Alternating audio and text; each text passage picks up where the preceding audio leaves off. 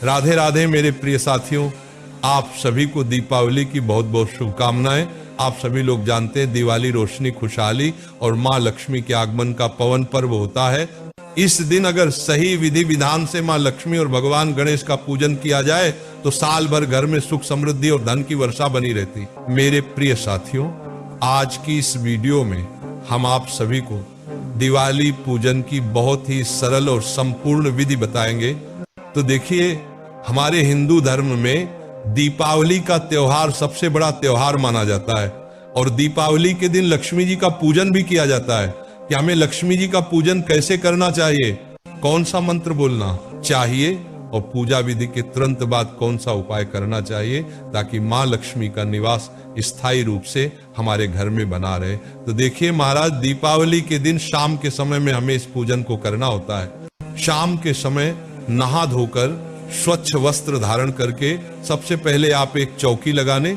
महाराज ध्यान रहे कि चौकी आप इस प्रकार से लगाए कि आपका जो मुख है वह उत्तर दिशा की ओर होना चाहिए। अगर उत्तर दिशा की ओर मुख न कर पाए तो पूर्व दिशा की ओर मुख करके आपको इस प्रकार से एक चौकी लगा लेनी है और चौकी के ऊपर लाल रंग का वस्त्र बिछा लेंगे। अब इसके ऊपर हम लक्ष्मी जी और गणेश जी का एक पोस्टर लगाएंगे। महाराज, इस तरह के पोस्टर आपको मार्केट में बड़े ही आसानी से मिल जाएंगे और ये बहुत ही ज्यादा महंगे भी नहीं मिलते हैं। 10 से 20 रुपए में बड़े ही आसानी से आपको मार्केट में कहीं भी मिल जाएंगे। और अब चौकी के ऊपर हम गणेश जी और लक्ष्मी जी की जो नई प्रतिमा या मूर्ति लेकर आए हैं उन्हें स्थापित करेंगे और विराजमान कर देंगे। महाराज, अगर आप नई मूर्ति नहीं लेकर आए हैं तो पहले से जो आपके घर में गणेश जी लक्ष्मी जी की मूर्तियां हैं उन्हें भी स्थापित कर सकते हैं। साथियों, इसके बाद में सुपारी के रूप में हम भगवान विष्णु को यहाँ पर विराजमान कर देंगे। महाराज, अगर आपके पास में भगवान विष्णु जी की मूर्ति या फोटो कुछ तो आप उन्हें भी विराजमान कर सकते हैं। महाराज, ये बात भी आप जानते होंगे कि सोना और चांदी माँ लक्ष्मी का ही प्रतीक होता है।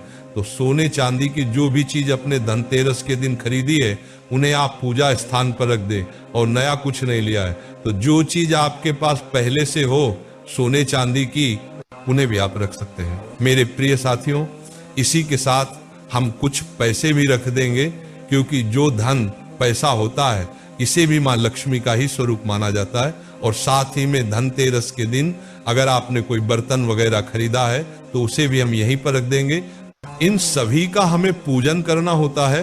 अब देखिए महाराज, जो दिवाली की पूजा है ये एक बहुत ही बड़ी पूजा मानी जाती है। तो इस दिन कलश स्थापना करना बहुत ही शुभ रहता है। अगर आपके पास समय है तो कलश स्थापना इस दिन जरूरी कीजिएगा। तो जहां आप बैठे हुए हैं अपने हाथ से लेफ्ट हैंड की तरफ यानी कि लक्ष्मी जी के राइट हैंड की तरफ में हमें चावल की एक ढेरी लगानी है। महाराज, ध्यान रहे कि पूजा में प्रयोग किए गए चावल बिल्कुल भी खंडित नहीं होने चाहिए। तो चावल से हम यहाँ पर एक अष्टदल कमल बना लेंगे क्योंकि माँ लक्ष्मी को अष्टदल कमल बहुत ही प्रिय है। अगर आपको बनाना नहीं आता है तो केवल आप चावल की ढेरी लगाकर भी इसके ऊपर कलश स्थापना कर सकते हैं। इसमें हम पूर्ण रूप से जल और गंगा जल भर लेंगे और इसके ऊपर में स्वास्तिक बनाकर रख लेंगे। इसके बाद इसमें हल्दी, सुपारी, सिक्का, थोड़े से चावल कलश के अंदर डालकर कलश का कंठमौली धागे से बांध देंगे।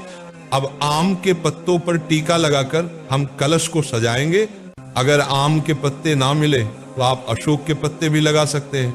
और अब हम इस कलश को अष्टदल कमल के ऊपर स्थापित कर देंगे और एक चावलों से भरे हुए पूर्ण पात्र से हम कलश को ढक देंगे और एक नारियल को मौली धागे से बांध करके हम यहाँ पर रखेंगे।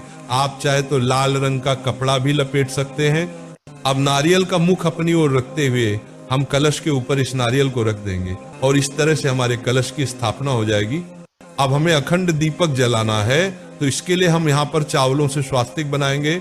और महाराज, आप स्वास्तिक बनाना ना चाहे तो आप थोड़े से चावलों की ढेरी लगाकर उसके ऊपर भी अखंड दीपक जला सकते हैं जो कि माँ लक्ष्मी और भगवान विष्णु को अत्यंत ही प्रिय है और ये अखंड दीपक देवी देवताओं को तुरंत ही प्रसन्न करता है। इस प्रकार से चावलों के ऊपर में एक बड़ा दिया जलाया जाता है। ये अखंड दीपक जो होता है ये दिवाली की पूरी रात जलता रहता है और इस दीपक में घी या सरसों का तेल भरा जाता है। तो इस प्रकार से हम दीपक जला लेंगे और दीपक जलाकर प्रार्थना करेंगे कि हे माँ लक्ष्मी, आज मैं आपका पूजन करने जा रहा हूं या कर रही हूं। आप मेरी पूजा को स्वीकार करें, कोई गलती रह जाए तो मुझे क्षमा करें और मेरे घर में स्थायी रूप से निवास करें। साथियों, इस तरह से संकल्प करने के बाद में फिर हम पूजा को शुरू करेंगे। तो सच्चे भाव के साथ सबसे पहले हम भाव रूपी जल का स्नान छींटे के रूप में लगाकर करेंगे। तो यहाँ पर हम सभी देवी देवताओं को स्नान करा देंगे। स्नान कराने के बाद में फिर वस्त्र रूपी भावना के साथ हम मौली या कलावा जो है वह समर्पित करेंगे।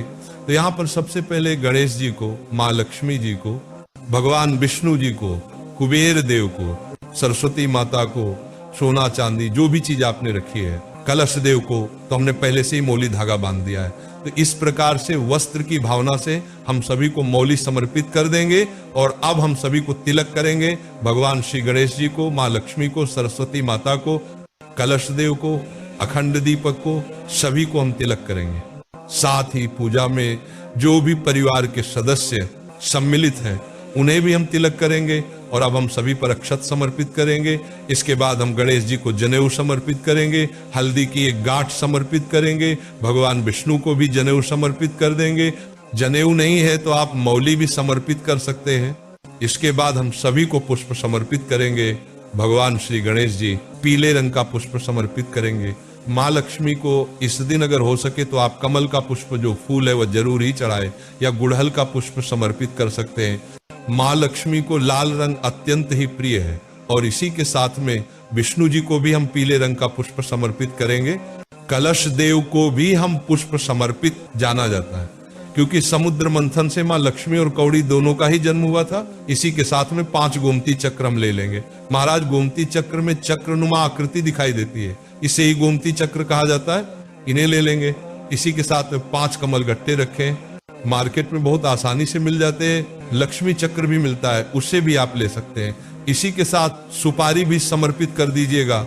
और अब इसके बाद में हम सब सप्तधान समर्पित करेंगे, यानी कि 7 प्रकार के अनाज इस दिन समर्पित किए जाते हैं। साबुत अनाज के लिए हम समर्पित करेंगे। तो यहाँ पर आप गेहूं, बाजरा, जौ, चावल, चना, मूंग, धनिया इत्यादि 7 प्रकार की चीज समर्पित करेंगे। सप्तधान समर्पित करना बहुत ही शुभ माना जाता है, तो दीपावली को आप सप्तधान जरूर ही समर्पित कर दीजिएगा। और इन सप्तधान में धनिया हमने रख दिया है, तो इसलिए आपको अलग से धनिया समर्पित करने की आवश्यकता नहीं है। तो इस प्रकार से हम सप्तधान समर्पित कर देंगे मेरे प्रिय साथियों। इसके बाद में हम भोग के स्वरूप में कोई भी मिठाई समर्पित करेंगे। आप चाहे तो घर की मिठाई ले सकते हैं, या आप चाहे तो मार्केट से बनी हुई मिठाई भी ले सकते हैं। और इस दिन फल जरूर ही समर्पित करने चाहिए, तो आप कोई भी फल समर्पित कर सकते हैं। और इसी के साथ कई लोग इस दिन पंचमेव का भोग भी समर्पित करते हैं। सबसे ज्यादा जरूरी है इस दिन खील बताशे का भोग, तो ये भोग आप जरूर समर्पित कीजिएगा, क्योंकि खील बताशा माँ लक्ष्मी को अत्यंत ही प्रिय है। तो हम यहाँ पर सभी को थोड़े थोड़ी मात्रा में खील बताशे का भोग समर्पित करेंगे। और जो बर्तन आप नया खरीद कर लाए हैं उसमें भी थोड़ी मात्रा में खील बताशा जो है वो हम छिड़केंगे। और अब इसके बाद में 2 पान के पत्ते हमें लेने हैं। 2 पान के पत्ते ना मिल पाए तो 1 पान का पत्ता भी आप ले सकते हैं। माँ लक्ष्मी को अत्यंत ही प्रिय होता है। पान के पत्ते के ऊपर जो भी चीज अपने भोग के रूप में चढ़ाई है वे सभी चीज थोड़ी थोड़ी मात्रा में आप इसके ऊपर रख दीजिएगा। और अब हम इसे माँ लक्ष्मी को भोग के रूप में समर्पित कर देंगे। और फिर हम 1 लोटा जल समर्पित करेंगे, यथासंभव दक्षिणा समर्पित कर देंगे। दक्षिणा पूजा में रही कमियों को दूर करने के लिए चढ़ाई जाती है। और इसके बाद में दिवाली की कथा अगर आपके यहाँ पर सुनी जाती है तो इस प्रकार से आप कथा को सुन सकते हैं। अगर आपने व्रत किया है तो भी आप कथा सुन सकते हैं, व्रत नहीं किया है तब भी कथा को सुन सकते हैं। अगर आप दीपावली की कथा सुनना चाहते हैं तो हाथ में थोड़े से खील बताशे से लेकर हम दिवाली की कथा सुन लेंगे। और अगर आप कथा नहीं सुनते हैं तो इस पार्ट को स्किप कर दीजिएगा। यहाँ पर हम दिवाली की कथा सुनकर जो खील बतासे हैं वह लक्ष्मी माता जी के चरणों में समर्पित कर देंगे। इस तरह से हमें कथा सुन लेनी है।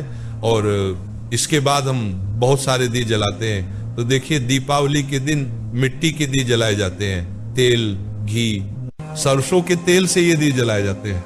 तो इस दिन आप चौकी के पास में ही इन सभी दियों को रखकर जला लें। और लक्ष्मी माता का जब भी आप पूजन करें तो धूप बत्ती जरूर ही चलाएं। लक्ष्मी माता को सुगंध अत्यंत ही प्रिय है तो धूप हम जरूर ही दिखाएंगे, फिर हम आरती करेंगे। तो देखिए हमारे यहाँ पर लक्ष्मी माता की, भगवान श्री गणेश जी की बड़ी ही धूमधाम के साथ आरती की जाती है। तो अखंड जो दीपक है उसे हमें नहीं उठाना है। इसके अलावा कोई एक छोटा दीपक आप जलाएं, उसे अच्छे से सजा लें और इसके बाद सबसे पहले भगवान श्री गणेश जी की और उसके बाद माँ लक्ष्मी की आरती हम करेंगे। बड़ी ही प्रेम भाव के साथ आप इस आरती को पूर्ण कीजिएगा और इसके बाद हाथ जोड़कर पूजा में रही कमियों के लिए माता रानी से क्षमा याचना करेंगे और अपने घर में लक्ष्मी जी को निवास करने के लिए प्रार्थना करेंगे, उनके आगमन के लिए स्वागत करेंगे। आप चाहे तो माँ लक्ष्मी के बीज मंत्र का 108 बार जप भी कर सकते हैं। मंत्र है ओम हरीम श्रीम लक्ष्मी नमः। इस मंत्र का 108 बार जाप करें या आप चाहे तो 5, 11 या 21 बार भी जप कर सकते हैं। और इसके बाद में खील यानी कि जिसे धान कहा जाता है, इसे हम माँ लक्ष्मी के ऊपर वर्षा करते हुए दोनों हाथों से समर्पित करेंगे। महाराज परिवार के सभी सदस्य धान की वर्षा जरूर करें और इस प्रकार से धन वर्षा के बाद में हमारी जो पूजा है वह संपूर्ण मानी जाती है। तो हमारी पूजा पूर्ण हो गई है और अब इसके बाद में हम लक्ष्मी पोटली बनाएंगे।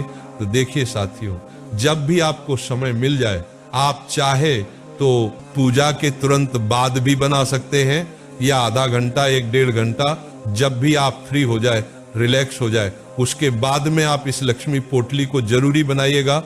इसे बनाने के लिए सबसे पहले आप चाहे तो कोई एक लाल रंग का कपड़ा ले लीजिए या फिर आप कोई पोटली ले लीजिए। तो हम लाल रंग का कपड़ा लेंगे और इसके ऊपर हमने जो भी माता लक्ष्मी जी को समर्पित किया है वह आपको इसके ऊपर रखना है। जैसे कि 5 गोमती चक्र, 5 कौड़िया, 5 कमल गट्टे, आप चाहे तो 2-2 की संख्या में भी ले सकते हैं। सुपारी रख लीजिएगा और हल्दी की गांठ भी यहाँ पर रखना है और इस तरीके से। और यहाँ पर हमने जो चांदी का सिक्का लिया था वह भी रख लें। आप चाहे तो चांदी का सिक्का अगर आपने नहीं लिया है तो इसके जगह पर आप 1 रुपए का सिक्का भी रख सकते हैं। और अब लक्ष्मी प्राप्ति का बीज मंत्र बोलते हुए हम इसकी गांठ बांधेंगे। ओम हरीम श्रीम लक्ष्मी नमः। इस मंत्र को बोलते हुए गांठ बांधकर इस पोटली को ले जाकर आपके धन वाले स्थान पर, जहां आपकी तिजोरी है, पैसा रुपया गहना जहां भी आप रखते हैं, पूरे साल के लिए इस पोटली को ले जाकर वहां पर रख दीजिएगा। और अगले साल इनमें से जो चीज खराब हो गई है उनका विसर्जन करके आप फिर से इन सामग्री को प्रयोग में ले सकते हैं। तो इस प्रकार से हमारा जो लक्ष्मी पूजन है वह संपन्न होता है। साथियों, अगर आपको हमारे बताने का तरीका पसंद आया है तो वीडियो को लाइक करके हमें कमेंट सेक्शन में जरूर बताइएगा कि हमारी मेहनत सफल हुई है या नहीं हुई है। साथियों, आप सबको वीडियो कैसी लगी कमेंट सेक्शन में जय मां लक्ष्मी जरूर ही बताइएगा। और इस वीडियो को ज्यादा से ज्यादा हर सनातनी हिंदू भाई बहन के साथ शेयर करना बिल्कुल मत भूलिएगा। और साथियों, आप हमारी ये वीडियो कहाँ से देख रहे हैं कमेंट में जरूर बताएं। और आप सभी लोगों को हैप्पी दिवाली, राधे राधे मेरे प्रिय साथियों।